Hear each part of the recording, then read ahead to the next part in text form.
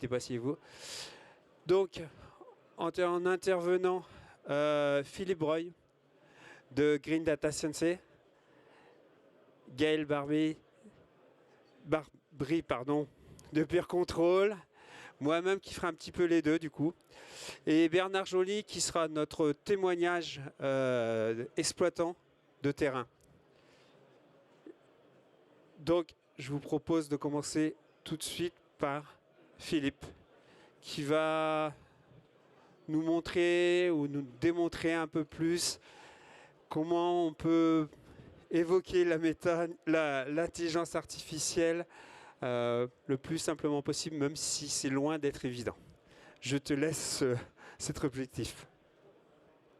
Merci Joël. 60%. 60%, c'est d'après le Fonds monétaire international, le ratio d'emploi qui, dans les économies avancées, sera impacté par l'intelligence artificielle.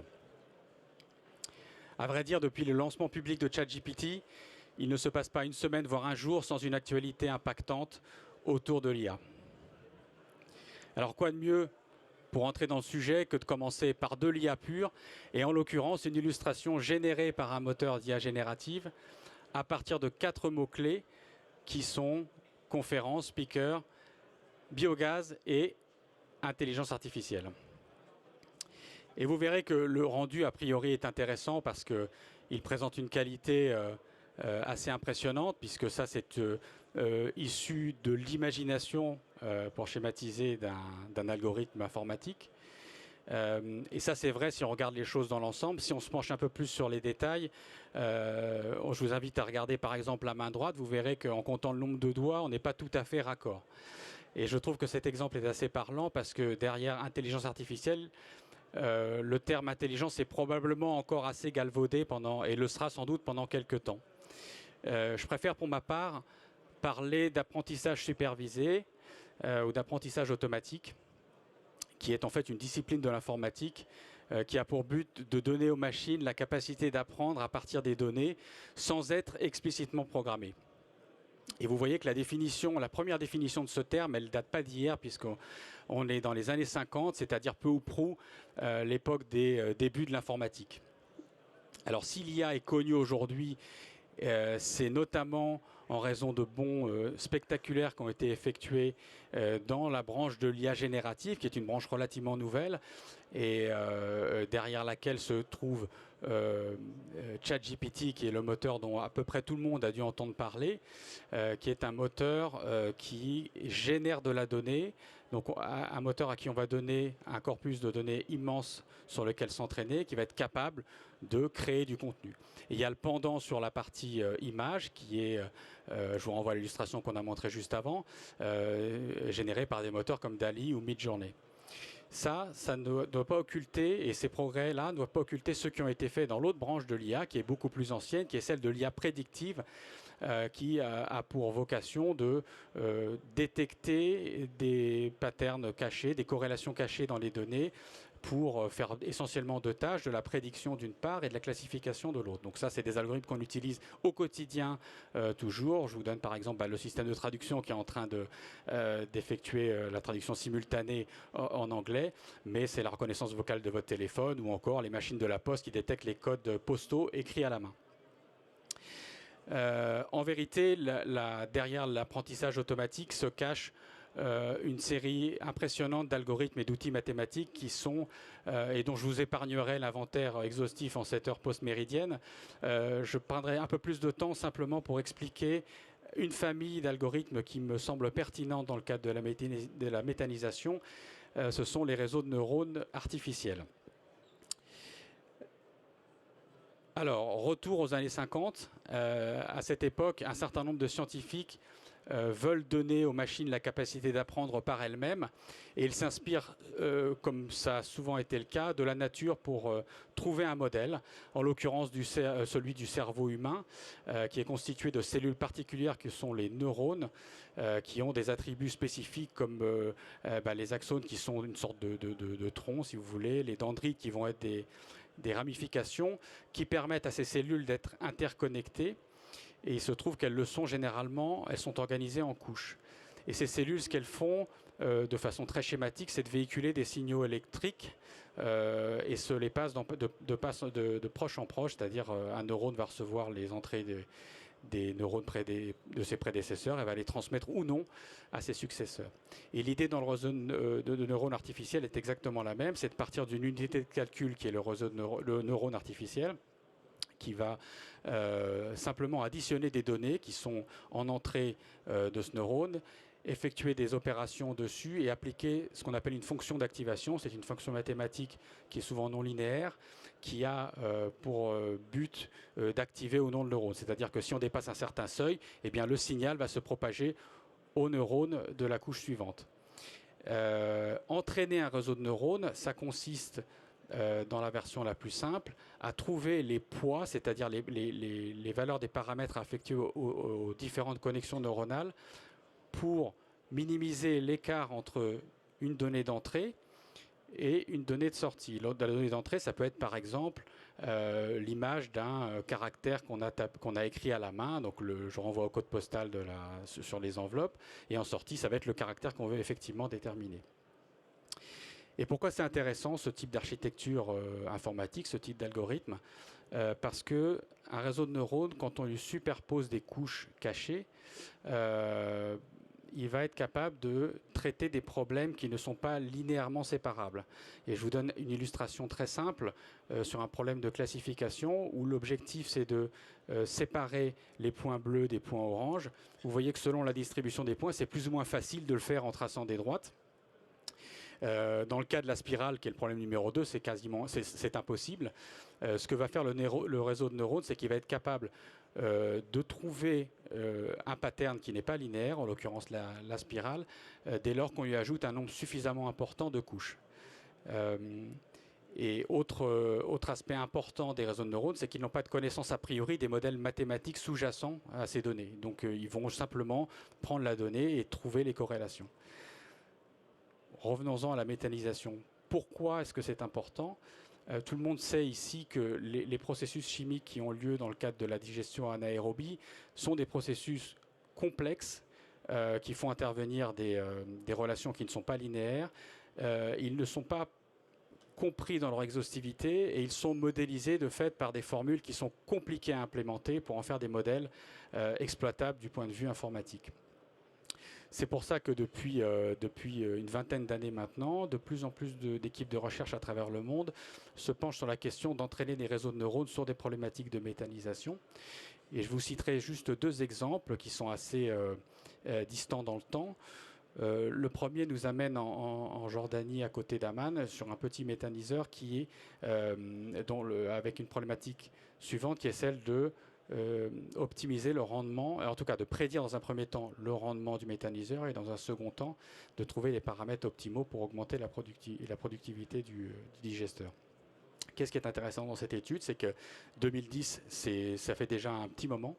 Le nombre de données à traiter était relativement faible puisqu'il y avait 4 variables sur un peu moins de 6 mois, avec à raison d'un échantillonnage quotidien, et que le réseau de neurones utilisé était très simple puisqu'il n'était constitué que de 2 couches. Les résultats me semblent parlants malgré tout, puisque le modèle est capable de prédire avec une assez bonne précision, puisqu'on a un coefficient de détermination de l'ordre de 0,87. Donc ce coefficient vous dit en gros, si vous êtes à 1, vous êtes conforme à la réalité, votre modèle est conforme à la réalité, et plus vous descendez, moins il est bon. 0,87 est déjà pas mal. Et surtout, l'application d'algorithmes génétiques par-dessus ça a permis de trouver des paramètres qui ont amélioré l'efficacité du réacteur de l'ordre de 10%. Donc avec peu de données. Maintenant, faisons un bond dans le temps. Nous sommes l'an dernier en Autriche avec deux digesteurs. Cette fois-ci, un jeu de données beaucoup plus important avec une vingtaine de variables, 3 ans de mesure. Et je fais intéressant des variables qui ne sont pas uniquement endogènes et propres à la réaction, qui ne sont pas d'ailleurs numériques. En l'occurrence, c'était les congés et les jours fériés.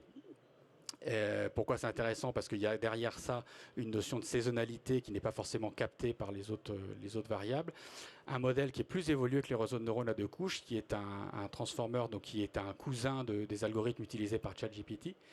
Et vous voyez que la fidélité du modèle est encore, est assez exceptionnelle parce que sur un pattern qui n'est pas du tout saisonnier, qui n'est pas facile à prédire a priori, on a un coefficient de détermination qui est encore plus élevé qu'avant, avec un taux d'erreur beaucoup plus faible.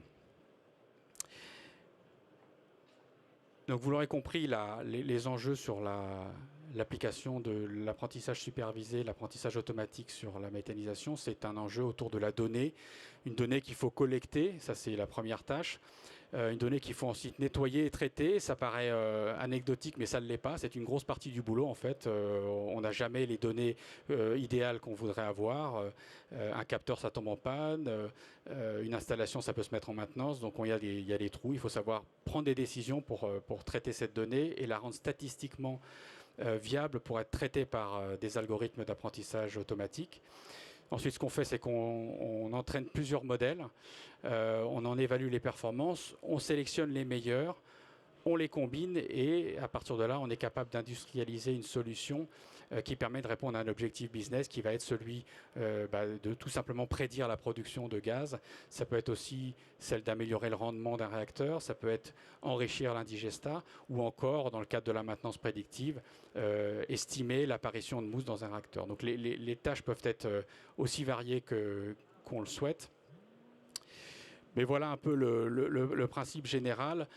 S'il y a des choses à retenir, c'est que les travaux de recherche qui ont été effectués jusqu'à présent, qui sont de plus en plus nombreux, confirment tous la pertinence d'utiliser ce type de modèle d'apprentissage automatique autour des réseaux de neurones et de leurs dérivés dans le cadre de la digestion anaérobie. Mais voilà pour l'introduction. Place au concret maintenant. Je vais laisser la parole à Joël qui a des exemples terrain à partager avec vous. Merci Philippe d'avoir dressé le début. C'est vrai qu'on voit que ce n'est pas si simple que ça, ce n'est pas du langage quotidien. Mais non, ce qu'il faut voir, c'est que des solutions sont en face et que Gaël va pouvoir nous présenter la structure Pure Control qui a travaillé sur cette partie.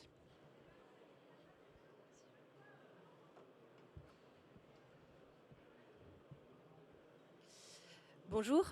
Donc moi je suis ici pour vous présenter Pure Control. Vous allez voir pourquoi très rapidement. En fait, nous on est une société qui est spécialisée dans l'IA et on va vous donner le cas d'application qui concerne la journée d'aujourd'hui juste après, puisque Pure Control a développé avec Nevesus un outil qui s'appelle Biogaz IA et qui est l'alliance de la compétence de Pure Control sur l'intelligence artificielle et de Nevesus sur la méthanisation. Alors, Pure Control, c'est une société qui évolue dans un cadre avec l'objectif d'aider les industriels qui évoluent dans un cadre de plus en plus contraint. En fait, on sait aujourd'hui, on a d'un côté le réchauffement climatique, mais surtout la réglementation qui va avec, qui pousse les industriels et les exploitants à se poser des questions sur leur façon de travailler et sur leur consommation énergétique. Et on a de l'autre côté l'augmentation, l'explosion des prix des énergies qui font que on a tous envie de faire différent, on a tous envie de faire mieux, mais on ne sait pas forcément par quel bout prendre les choses. Et c'est dans ce contexte que Pure Control a été créé il y a maintenant 7 ans. Nous, on est basé à Rennes. L'entreprise Pure Control a été créée par les deux fondateurs, donc Geoffroy et Gauthier, qui viennent du monde des télécoms.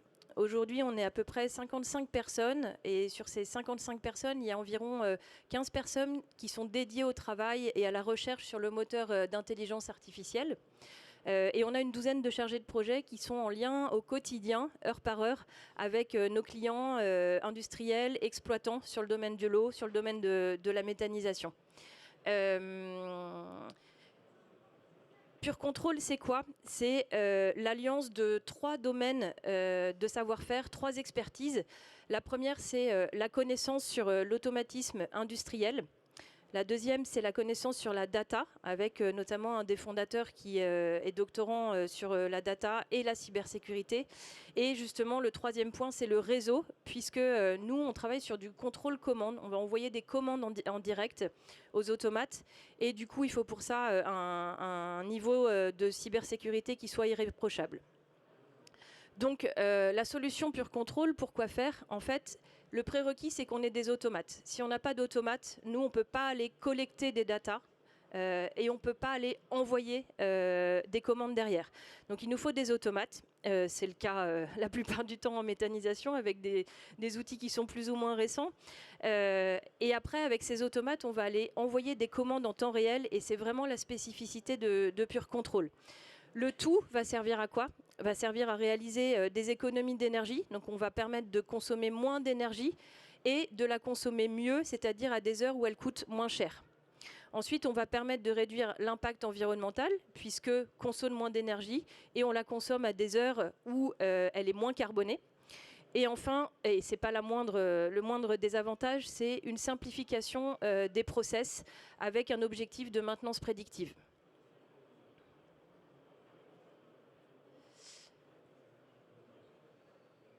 Aujourd'hui, la solution est déjà déployée sur plus de 300 sites avec différents domaines d'implémentation. On travaille déjà avec les 3 plus grands acteurs de l'eau en France, donc à savoir Veolia, Suez et SOR. Mais pas que, on travaille également avec beaucoup d'agglomérations. Donc Rennes Agglomération est un grand support de la solution Pure Control par exemple, mais également Nantes qui nous accueille aujourd'hui.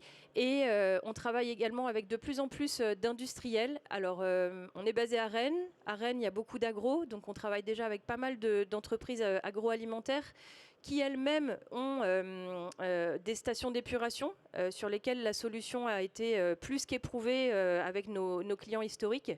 Donc on a ce domaine, on a cette expertise sur le domaine de l'eau, les stations d'épuration, mais également des sujets très divers comme par exemple le pilotage sur des groupes froids.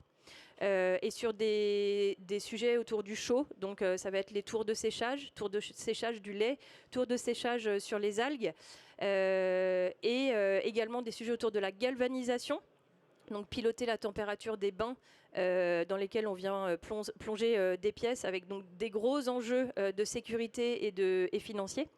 Et puis également, bien sûr, un cas d'application dont on est là pour parler aujourd'hui, c'est la méthanisation avec donc notre partenaire Nevesus.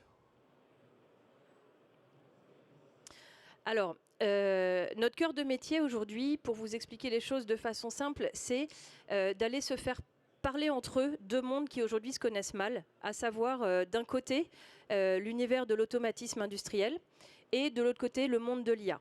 Alors on a l'automatisme industriel qui est un univers qui propose des solutions qui sont extrêmement robustes et nettement éprouvées dans le domaine industriel, mais qui aujourd'hui montre des lacunes quand il s'agit de piloter des choses plus complexes qui intègrent des contraintes environnementales, notamment quand on vient ajouter des données météo, quand on vient ajouter des notions de variation de tarifs de l'électricité. Tout ça, en plus de données internes au site, en fait, l'automatisme ne va pas être capable de gérer toutes ces données internes et externes au site. C'est là que l'IA rentre en ligne de compte, puisqu'en fait, on va pouvoir proposer, grâce à l'intelligence artificielle, des modèles simplifiés. En fait, comme le disait Philippe juste il y a quelques minutes, en fait, l'idée, c'est qu'on vient collecter de la donnée. Et en collectant de la donnée, le modèle va apprendre et va comprendre des interactions dans un process industriel et va comprendre l'interaction entre une action à tel endroit du process et le résultat à tel autre endroit.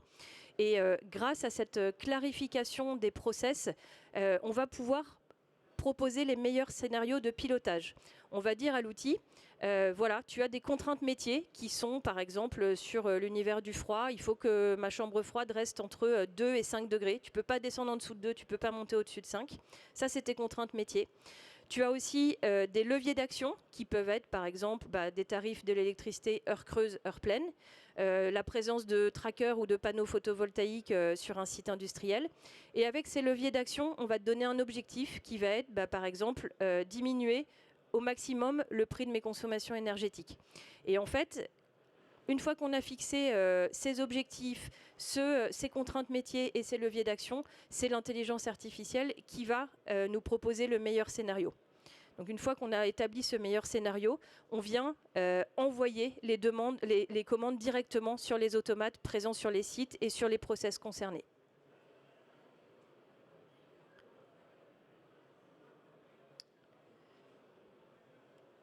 Voilà pour les grandes lignes. Je vais laisser la parole à Joël qui va vous expliquer ce qu'on a développé ensemble pour le process spécifique de la méthanisation.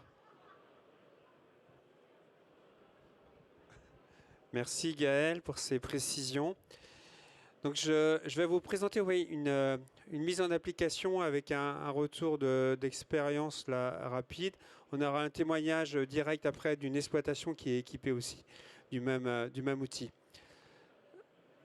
Hop, voilà, il y avait les compléments d'information derrière. Donc un exemple de mise en application d'un outil IA sur la méthanisation. Rapidement, Nevesus, c'est qui? On est un bureau conseil et assistance à la maîtrise d'ouvrage pour les installations de production d'énergie renouvelable à partir des biomasses et des déchets. On fait de l'accompagnement à l'exploitation, l'assistance au suivi biologique et du R&D optimisation. Et c'est dans ce cadre-là qu'on a travaillé sur la partie d'un outil numérique donc, qui utilise une nouvelle technologie IA pour optimiser la filière méta. Historiquement, comme on l'a à peu près tous fait sûrement, on a travaillé avec des tableurs Excel, des croisées dynamiques, des macros, on arrive à extraire plein de choses avec du décalage dans le temps. On n'avait pas forcément de l'instantané, on était plus dans le constat que dans la réaction directe. Et ça nous gênait vraiment en termes d'assistance à l'exploitation de ne pas avoir un outil plus instantané, plus complet et d'aller faire après plus loin encore avec le jumeau numérique, d'aller faire le prédictif de la production, d'aller faire le prédictif de la situation du réseau gaz pour avoir une optimisation de la valorisation. Et je pars toujours du principe qu'on a mis de l'énergie pour déplacer la matière jusqu'au site de méthanisation. Faisons en sorte que dans le site, on extrait le maximum d'énergie de cette matière. Je suis d'accord qu'il faut un retour au sol de la matière organique, mais on peut le faire dans une gestion de plan différemment. Mais le fait de déplacer, de faire une rupture de charge, faisons tout pour extraire le maximum d'énergie dans le meilleur des conditions. Donc l'optimisation, enfin l'objectif de Biogazia, c'est l'optimisation des consommations énergétiques grâce au monitoring. Gaël en a parlé, suivi des indicateurs de performance qui sont établis au cas par cas avec le maître d'ouvrage. Réguler les productions de biogaz, biométhane avec le prédictif production et le prédictif pression capacité du réseau. Pilotage intelligent des équipements suivant les autoconsommations. On en a vaguement évoqué, mais si du panneau photovoltaïque ou du micro-éolien ou demain je ne sais pas quoi en autoproduction est présent, on peut venir, grâce à la donnée météo, grâce à la donnée vent, grâce à la saison, venir faire du prédictif du photovoltaïque et d'aller cadrer par le pilotage la consommation en face de la production. La gestion des stockages de biométhane ou des solutions complémentaires pour la flexibilité. Donc il y a d'autres, on a évoqué ce matin d'autres modèles de conservation ou de compression, de liquéfaction, même si on veut aller jusqu'à là pour maximiser le stockage quand le réseau ne permet pas. Maximiser la production de biométhane par l'intégration des data, des intrants, de la biologie, des réactions physico-chimiques, de la qualité aussi du biogaz, puisque c'est un élément important pour la partie production. Et ce qui est super important, c'est de collecter tous ces éléments et de réussir à les archiver. Aujourd'hui, on a une demande, on a une évolution tarifaire l'année dernière, et tant mieux, qui a fait relever la tête à la filière. Mais en face, il y a eu des engagements un peu demandés par le gouvernement. C'est aussi d'avoir, même si j'aime pas forcément ce mot, mais une industrialisation un peu de la filière et d'avoir une transparence. Le fait de pouvoir collecter, archiver, tracer, de gérer tous les flux, aussi bien les flux intrants, les flux mis en digestion, les flux sortis et les destinations, il y a aujourd'hui les outils pour permettre de faire ça facilement. C'est vrai que c'est des contraintes administratives qui sont arrivées, qui viennent s'additionner, la RED 2 ou maintenant la RED 3, mais il faut qu'on puisse y répondre pour pouvoir, en gros, faire la démonstration aussi qu'on est capable, qu'on est une filière innovante. Comment ça fonctionne? Gaël l'a mis un schéma, moi on l'a mis un peu dans un schéma différent, mais ça revient à la même chose. On collecte la donnée du site sans rajouter d'éléments, je précise bien. On collecte la donnée externe, la météo, les vacances scolaires. comprendrez pourquoi tout à l'heure. Le facteur d'émission de CO2 à l'instant T de l'énergie, parce qu'on peut aussi avoir une comptabilité CO2. Le prix de l'énergie, le prix du spot, puisque à quel moment est-il intérêt d'aller au-dessus du Cmax ou pas? Tout ça sont des éléments qu'on va chercher en data externe. La partie analyse laboratoire, qu'elle soit faite en interne ou en externe, c'est un module de fichiers CSV qui permet d'alimenter la partie de l'IA. Et toute la traçabilité des flux. Alors vous me direz, il n'y a pas besoin d'IA pour faire de la traçabilité des flux, mais c'est comme aujourd'hui on est en train de travailler sur le OptiBio, on l'a appelé, c'est un module qui va travailler vraiment sur l'optimisation de la biologie pour être dans les meilleures situations d'équilibre du biotope, on peut l'appeler comme ça, du digesteur. Eh ben, on a besoin de toutes ces informations aussi d'entrée.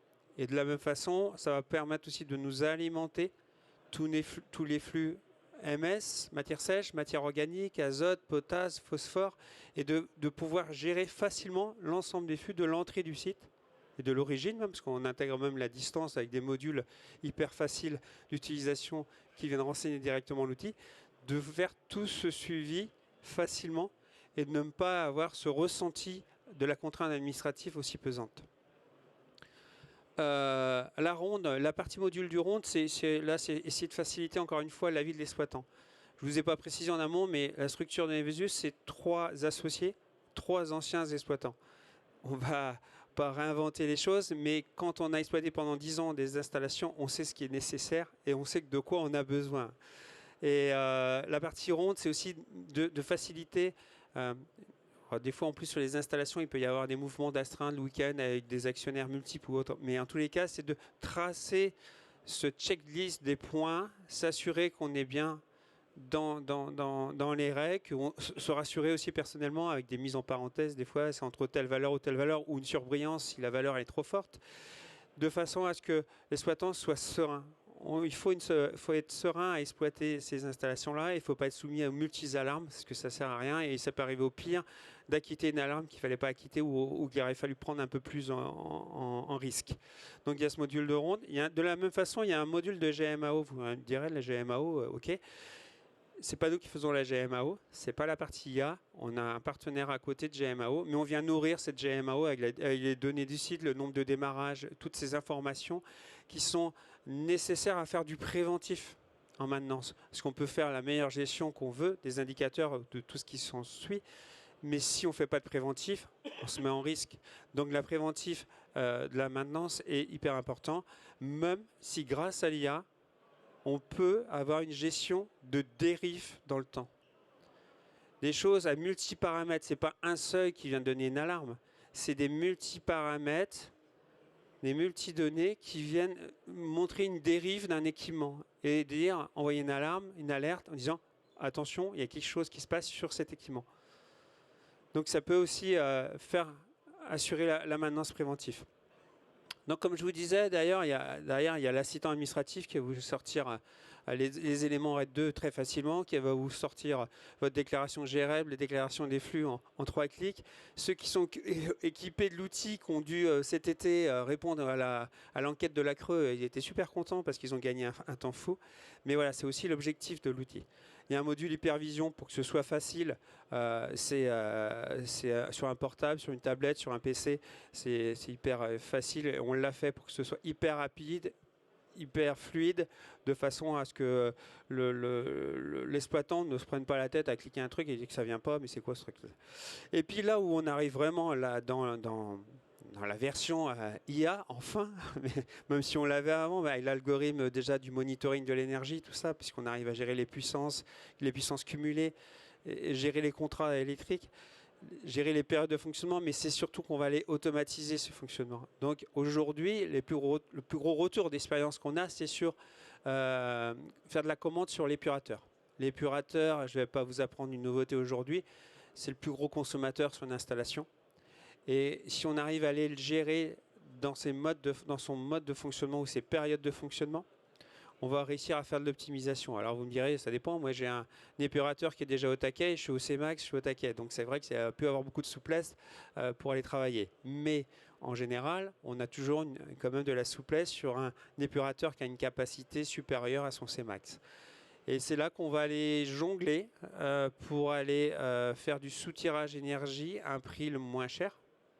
Parce qu'on peut aller chercher les heures creuses, on peut aller varier avec le ciel gazeux pour aller chercher l'optimal de la période de fonctionnement de l'épurateur.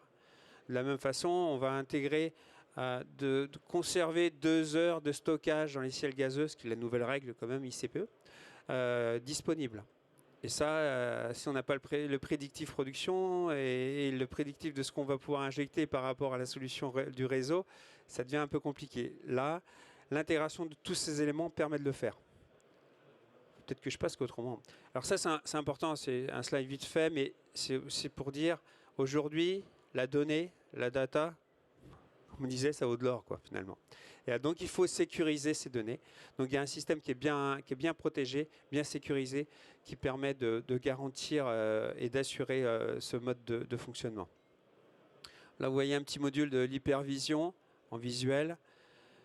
La détection d'anomalies, je vous en parlais, là c'était pris l'exemple sur une pompe, mais il y a plusieurs éléments, il y a le débit, il y avait la puissance, il y avait le comportement de variation de niveau qui permet de dire attention, là il y a quelque chose, est-ce que c'est un lobe qui arrive en usure prématurée, est-ce que c'est une pompe qui se bouge, enfin voilà, après, elle ne peut pas non plus être voyante, mais peut au moins alerter et donner l'information. Et puis éviter des surusures, des surconsommations ou des problèmes mécaniques plus importants derrière. Le monitoring de l'énergie, voilà, rapidement, vous voyez, vous avez tout l'éclaté de puissance. Qu'on voit en rose sur le graphe du bas, c'est sans grande surprise, c'est l'épurateur qui est là. Donc on peut aller gérer, faire fonctionner en heure creuse ou différemment en tous les cas, ou voir s'effacer. Là, on a un site, on l'a effacé carrément pendant les heures de pointe hivernales, là où son prix heure de pointe était très élevé, et on a réussi à faire stopper l'épurateur pendant l'heure de pointe. Mais pour ça, il faut réussir à travailler en amont, bien en amont, pour arriver à cette situation-là. De la même façon, on a un module de planification, c'est-à-dire GRDF vous appelle, il dit dans une semaine, je fais l'entretien, j'en ai pour toute la matinée, mercredi matin, l'entretien du poste, où votre épurateur, fournisseur, a aussi sa maintenance à faire. Vous la planifiez, l'IA va faire tout le boulot de gestion de l'épurateur pour ne pas être en phase de torchage ou dégazage et va valoriser au maximum en amont pour passer cette période d'arrêt. Voire conseiller sur la recette derrière parce que c'est des choses sur lesquelles on arrive. Vous voyez là, il y a une estimation théorique et réelle d'énergie primaire qui se glisse au fur et à mesure du temps, hein, bien sûr, et qui est liée à tous les intrants, à tout l'historique. Je ne vous cache pas, il faut quand même quasiment 3 mois d'historique pour réussir à faire tourner en apprentissage la partie jumeaux et algo, de façon à arriver à ces résultats. De la même façon, sur la partie suppression, on a remporté un appel à projet l'année dernière sur la flexibilité réseau et la flexibilité production. On a récupéré 2 ans de données quasiment avec GRDF de la situation des multiparamètres. On a été chercher la météo historique, eux ils nous ont donné les pressions historiques, enfin tous ces éléments qui peuvent. D'où les vacances scolaires aussi d'ailleurs, parce que ça a une importance, c'est marrant. Le week-end, pas le week-end, ça a une importance sur la consommation et sur le comportement du réseau. Voilà, là on arrive, alors pour entrer dans le détail, je vous invite à venir, si vous voulez voir les détails, on est au D73. Je vous invite à venir nous voir, on pourra vous expliquer comment tout ça fonctionne. Et on peut même planifier des démonstrations en live pour que vous ayez l'exemple parfait. Donc le retour d'expérience qui est un projet biogazif, la IFINDIC 35, on aura l'expérience en direct avec Bernard Joly tout à l'heure sur un autre site. Là c'est un site qui a été homologué Smile. Donc dorénavant ce site il est complètement dispose d'une optimisation intelligente. Les consignes du pilotage ont permis une réduction de la facture de 15%. Et on verra qu'on a même réussi à faire mieux chez Bernard. Optimisation par le pilotage sur de nombreux paramètres, hein, la partie tarif électrique, on disait, la partie production, la partie ciel gazeux, prévision d'engorgement de réseau. Tout ça, c'est des choses qu'on a réussi à gérer. Maintenant, il y a une bonne nouvelle chez eux, c'est qu'ils ont eu un rebours d'installer. Bon. Du coup, cette côté engorgement est un petit peu moins valorisé. Mais on l'a testé, on sait que ça fonctionne. Donc si vous avez des soucis d'engorgement sur vos installations, n'hésitez pas, on sait faire maintenant. Et là, comme on y est, on vient de remporter un nouvel appel à projet sur la partie optimisation maintenant de la biologie dans la phase digestion. Et là, on va chercher les multiparamètres pour vraiment, là, avec le jumeau numérique, pour vraiment aller chercher le positionnement, l'état le meilleur de la biologie pour aller extraire le mieux de l'énergie, le plus d'énergie, avec la température idéale, avec tous ces paramètres, et voir, si nécessaire, compléter avec des oligoéléments, si c'est ça, ou compléter avec des enzymes, suivant les intrants, pour avoir un taux de dégradation le plus élevé possible. Donc optimisation du biotope métabolisme de la biologie grâce aux multiparamètres intégrés. Voilà, ça c'était vite fait, ça ne devait même pas rester là, ça, mais voilà, aujourd'hui c'est une solution numérique qui a été déjà identifiée, reconnue à deux fois, je disais, en appel à projet, en chrysalide numérique en 2022.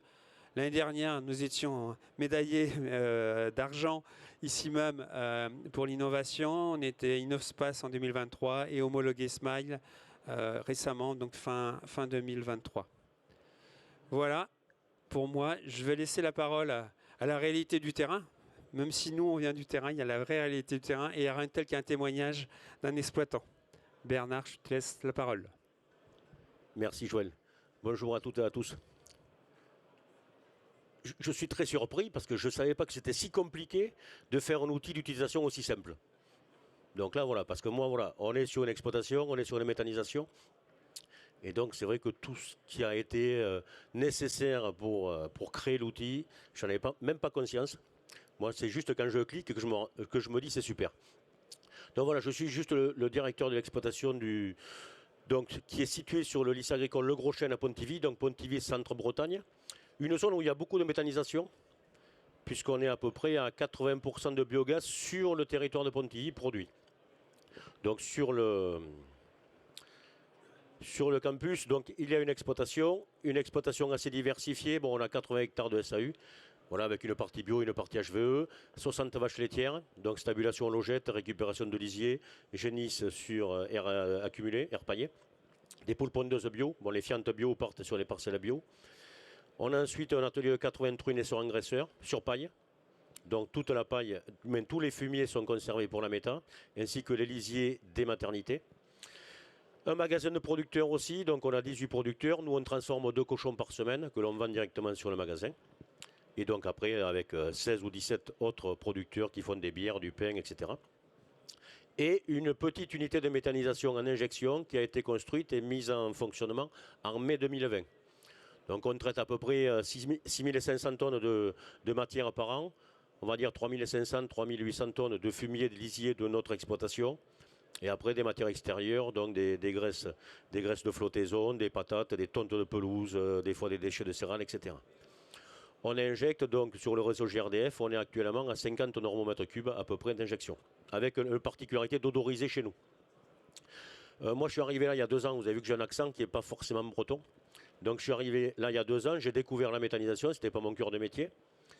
Et je me suis dit, des fois c'est compliqué, et je me dis aussi, des fois on pourrait faire des économies. Donc j'ai eu la chance de rencontrer Joël et son associé Fabien.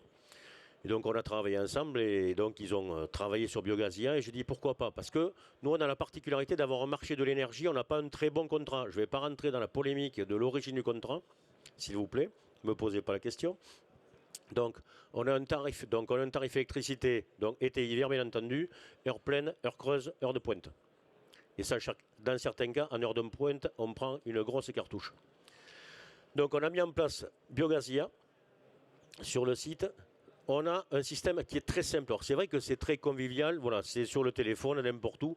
Je vais chez des copains pour l'apéro, je me connecte, je regarde. Hein. Voilà, c'est très facile d'utilisation. On a plein de choses, alors vous ne voyez pas grand-chose. Hein.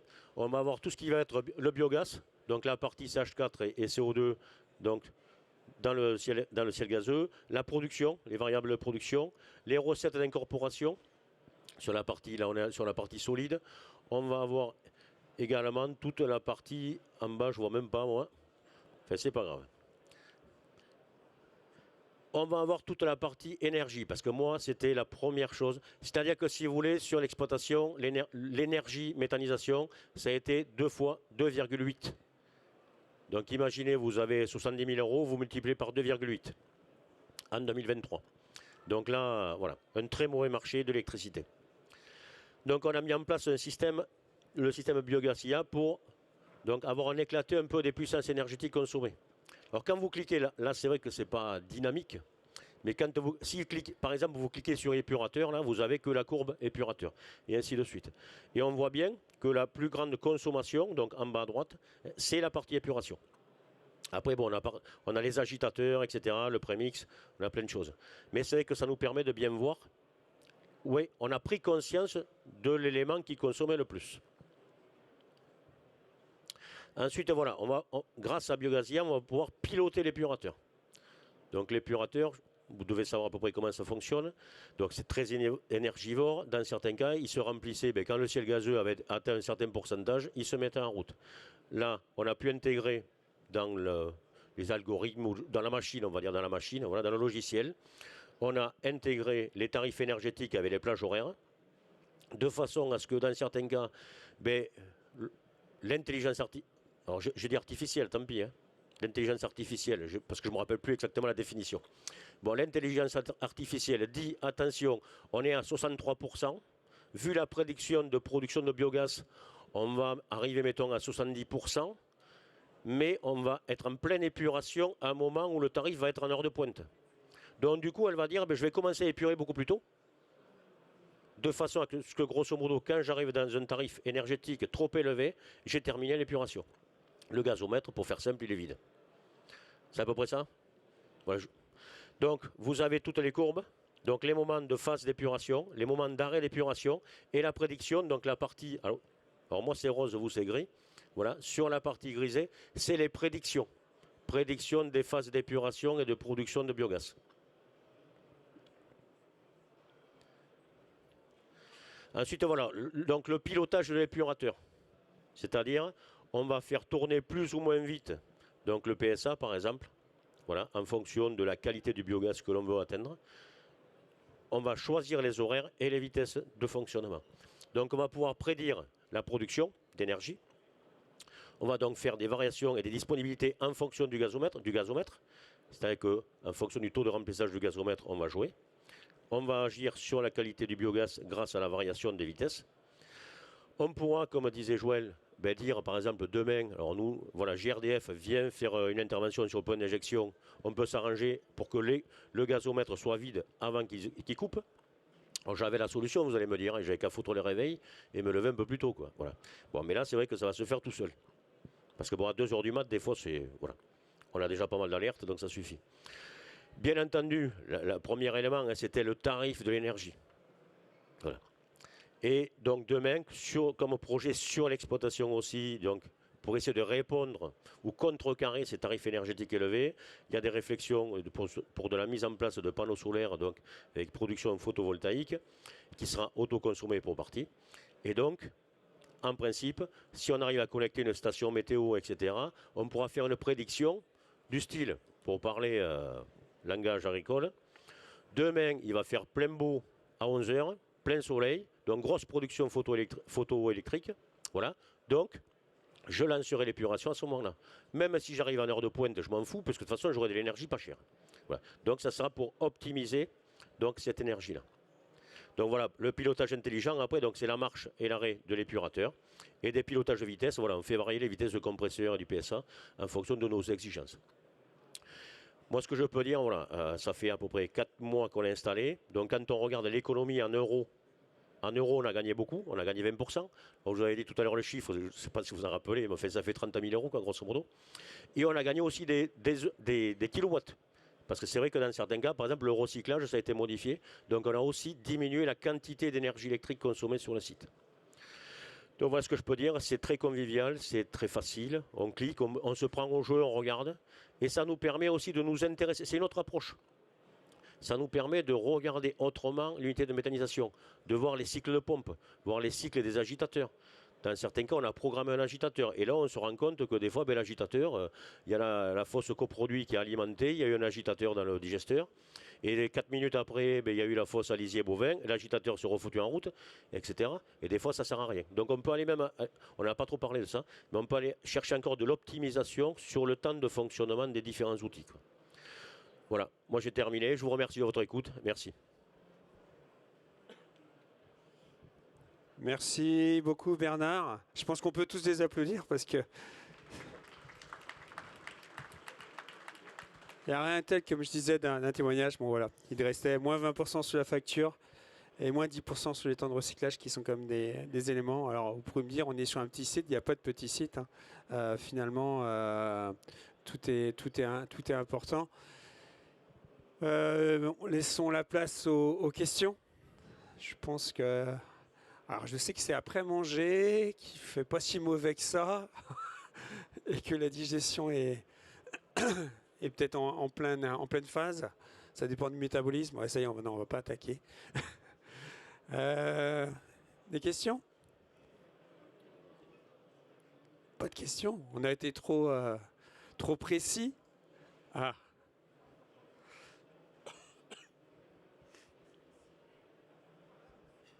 Bonjour, un grand merci pour vos interventions. C'était une question par rapport aux anomalies observées. Donc, par exemple, notamment, on a des appareils qui vont peut-être avoir un ampérage qui va changer au cours du temps pour un agitateur ou pour d'autres choses comme ça. Donc ça, c'est bien mesuré et il y a les outils qui prennent ça en compte justement pour dire, bah tiens, il faut justement en maintenance prédictive, il faut le changer. Donc, voilà. Là, je vais pouvoir répondre. En gros, c'est que on prend le sous-tirage fourniture Enedis, on prend le retour de marche de tous des équipements en point minute. Alors même si Enedis on les a pas toujours en point minute, c'est plutôt un peu écarté, ça s'écarte des fois en point 10 minutes.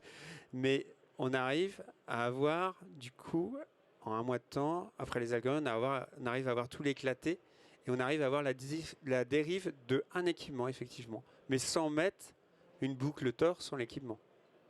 Alors après, s'il y a un variateur et qu'il y a des infos à récupérer, on peut aller les chercher aussi. Si elles sont sous le réseau, on ne va pas se priver et qu'il y a de l'information vraiment encore plus précise avec un variateur connecté ou autre. Mais autrement, on arrive déjà avec cette partie-là à avoir, on n'aura pas une finesse hyper fine, hein, mais on aura assez pour alerter et pour avertir en tous les cas l'exploitant d'une variation. Ça peut être un truc tout basique, mais une perte d'hélice sur un agitateur, ça s'est vu malheureusement. C'est jamais simple à aller intervenir, mais voilà, ça peut être un élément d'alerte, puisque des fois, on va pas aller le contrôler. Alors, il y a bien l'ampérage, mais on va pas aller le contrôler tous les jours. Et jusqu'à là, on n'a jamais eu de soucis. Ça fait 10 ans que ça tourne comme ça, mais oui, mais ça arrive. Merci pour la question. D'autres questions? Oh, il y en a sûrement.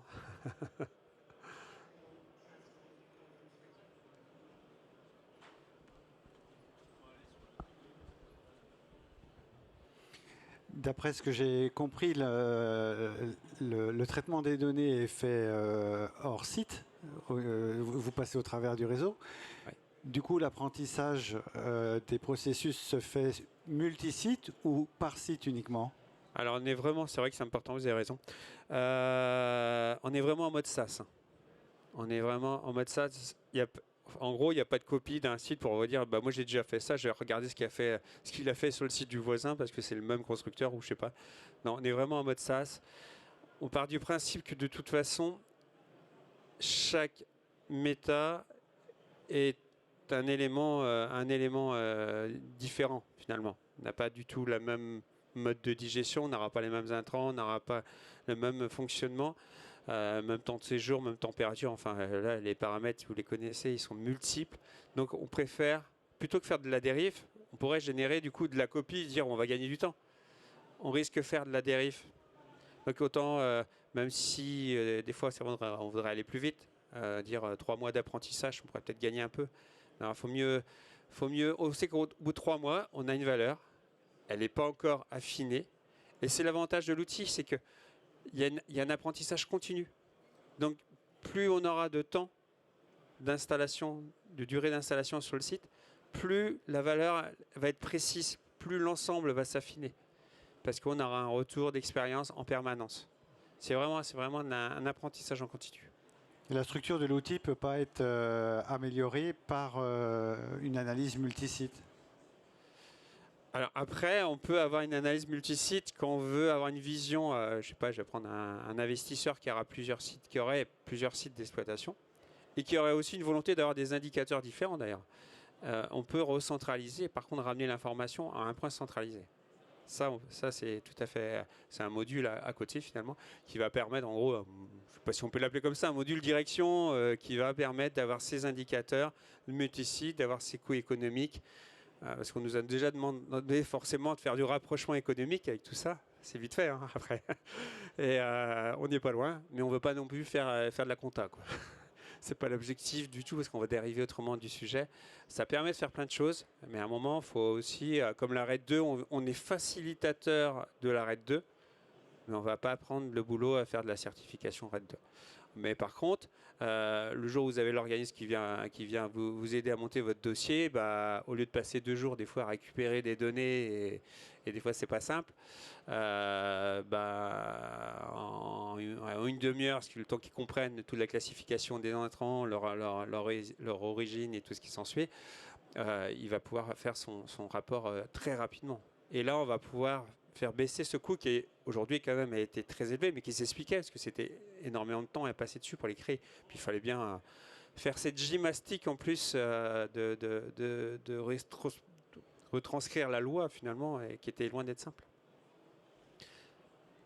Et dernière chose, est-ce que derrière vous envisagez le pilotage de la ration en fonction du besoin de gaz? Exactement. Alors ça, c'est déjà en réflexion. Je vous cache pas, alors il y a peut-être des constructeurs, c'est que les constructeurs sont pas trop partants des fois à ce qu'on vienne écrire sur leur automate. C'est des choses qui ont été remontées récemment à la T2E d'ailleurs, hein. On a eu un échange, je fais partie du CODUR maintenant à la T2E du club biogaz, et c'est des choses qu'on a déjà remontées à plusieurs reprises. Aujourd'hui, tous les fournisseurs d'épurateurs sont très accompagnateurs et ont intérêt à ce développement. Malheureusement, alors ça c'est un message que je fais passer, les constructeurs ne sont pas assez forts de proposition, et c'est pas normal. Après, c'est juste des tables d'échange, c'est pas de rentrer dans le programme, de tout changer, c'est d'avoir des tables d'échange et de pouvoir intervenir sur certains points. Et typiquement, la recette demain sera un point sur lequel on veut vraiment intervenir. Merci pour cette question du coup.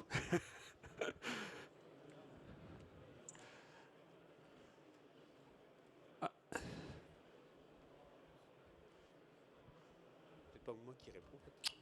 Oui, bonjour. Moi j'ai une question. Genre, je ne suis pas arrivé au tout début, donc j'ai peut-être un peu zappé. Il y a, si j'ai bien compris, une période d'auto-apprentissage des données. Enfin, il y a, Ouais. voilà. Tu Et je voulais réponds, savoir jusqu'à quand ça allait et est-ce qu'on pouvait encore améliorer les choses, et enfin voilà, est-ce que ça pouvait se poursuivre plusieurs mois? Merci. Bonjour. Alors, en fait, comme on l'a un peu tous expliqué tout à l'heure, nous, on intervient directement sur des automates. C'est vraiment le prérequis. Et en fait, le prérequis pour que l'outil soit capable de proposer un scénario, c'est qu'on ait un historique de données. Pourquoi? Parce qu'on ne répète pas d'une unité à l'autre. On a besoin d'aller comprendre vraiment les interactions entre les différents endroits du process. Alors certes, au bout d'un moment, chez Pure Control, on a beaucoup travaillé sur les stations d'épuration. On a beaucoup avancé aussi sur la méthanisation, donc on commence aussi à bien connaître les process. Mais chaque unité reste unique, avec ses propres problématiques. Et c'est pour ça qu'on a vraiment besoin de comprendre la spécificité de chacune, avec la façon de piloter actuelle, avec les intrants, avec la météo, avec voilà, plein de données qui sont propres à l'exploitation. Et c'est dans ce sens-là que le 3 mois, on considère que c'est minimum. Parfois, on arrive à aller un peu plus vite, mais on ne veut pas prendre de risque d'avoir des scénarios de pilotage qui soient moins performants. On préfère prendre vraiment les 3 mois pour optimiser la performance des scénarios qui sont proposés ensuite. Donc oui, on confirme bien que ça apprend tout le temps, hein, finalement. C'est comme un élève en permanence dans la classe, mais ça reste beaucoup plus longtemps que nous. Oui, ça s'améliore en permanence, ouais. Ça s'affine en permanence. Ça affine la donnée en permanence parce qu'à la force de l'avoir travaillé à multiparamètres, ça vient affiner encore plus la logique et la compréhension. Ah, on a une question. Mais je savais bien qu'il y avait plein de questions finalement. Oui, une autre question par rapport on va dire, à l'accidentologie. C'est-à-dire, est-ce qu'on peut espérer qu'avec justement des progrès dans la prédiction et qui s'améliorent au fur et à mesure, on puisse aussi du coup permettre que des erreurs ou des accidents ou des usures soient réduites, ce qui permettrait effectivement à terme de diminuer l'accidentologie, la maintenance inattendue. Ouais, c'est ça.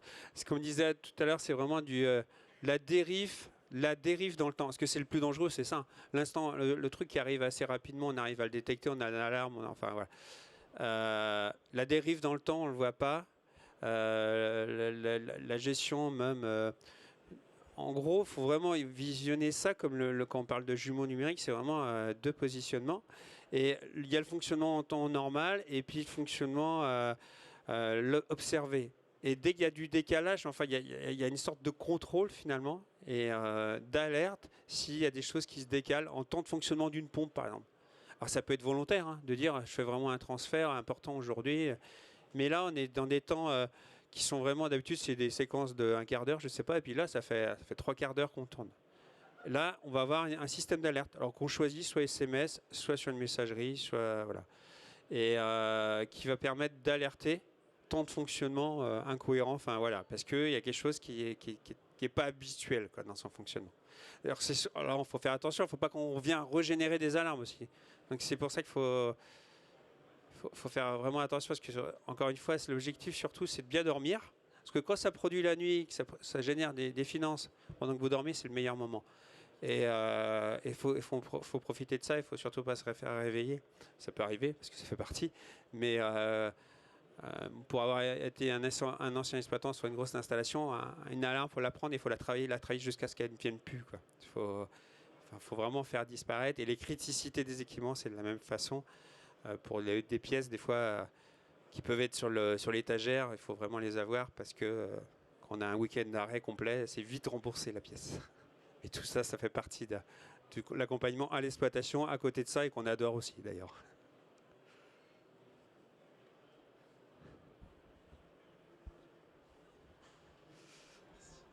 Déjà, merci beaucoup pour vos interventions, c'était très clair. C'est un sujet pas facile à traiter du tout. Vous avez fait ça d'une très grande manière. J'aurais aimé vous poser la question plus au niveau des modèles. Comment vous gérez la temporalité, vu qu'on recherche des corrélations entre le moment où on va mettre les intrants et la méthanisation. Comment on gère cette corrélation dans le temps au niveau des modèles? Alors, ça, encore une fois, ça va être justement l'apprentissage et l'historisation, puisqu'on enregistre tous les intrants, hein, à chaque fois, en permanence. On va avoir l'historisation de tous ces intrants.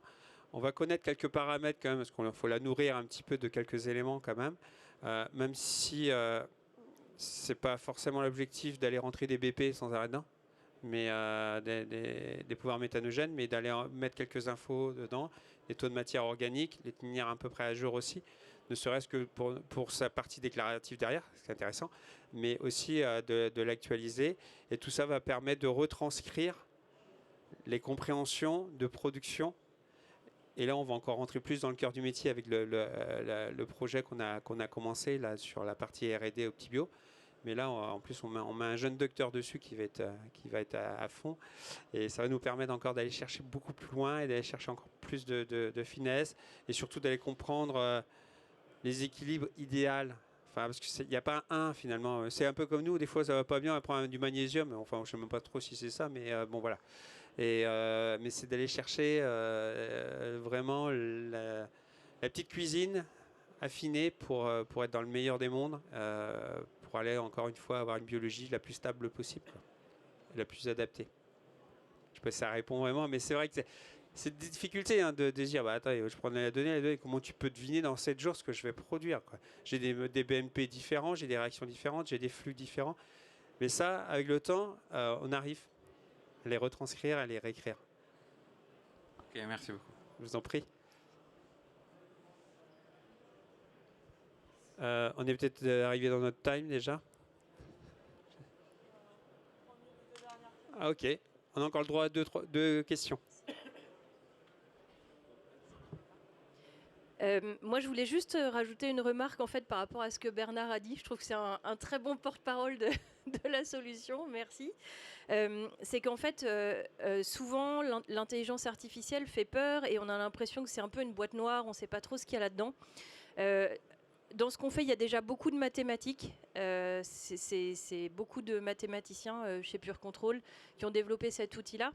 Et en fait, ce qu'on apporte, c'est pas, on ne vient pas remplacer l'expertise d'un exploitant. En fait, on vient lui apporter, on aime bien parler d'intelligence augmentée, dans le sens où c'est vraiment un outil qui va lui donner des informations complémentaires pour améliorer le pilotage de son site. Donc vraiment, c'est un partenariat entre un outil technique à base d'intelligence artificielle, mais vraiment qui s'appuie sur les connaissances de l'exploitant, et l'un ne peut pas aller sans l'autre en fait. Merci Gaël pour ce complément. Vas-y Bernard. Ah, tu dois être allumé peut-être, non? Non, je pense, oui. Ouais. Oui, ce que je voulais dire, c'est grâce à l'outil. Alors là, vous allez me reprendre parce qu'on est d'accord. Hein, voilà. C'est des scientifiques qui sont là. Grâce à l'outil qui va collecter au fur et à mesure des données, qui va être capable de voir les différentes rations qu'il va y avoir tout au long de l'année, le climat, etc. Mais en fonction des rations, si on incrémente en information les types de rations, donc les matières organiques, etc., on pourrait, on est bien d'accord, on va parler encore de quelques mois, voire quelques années, arriver à avoir une prédiction de la ration idéale. Et ce qui veut dire que là, on n'est plus à grand coup télescopique, hein, on est sur de la nutrition de bactéries dans un digesteur. On pourrait arriver à ça, à terme, je pense et j'espère. Mais grâce à toutes ces données. C'est ça, c'est la méthanisation 4.0. On y va, on y va. On y va en tous les cas. Je ne sais pas s'il y a d'autres questions, on est juste dans le timing, on est bien. Si vous avez besoin, en tous les cas, pour notre part, on est présent au stand D73. Si vous souhaitez avoir un peu plus d'informations sur l'outil et sur la mise en place et sur le développement. Et voilà. Encore merci et je pense qu'on peut encore les applaudir.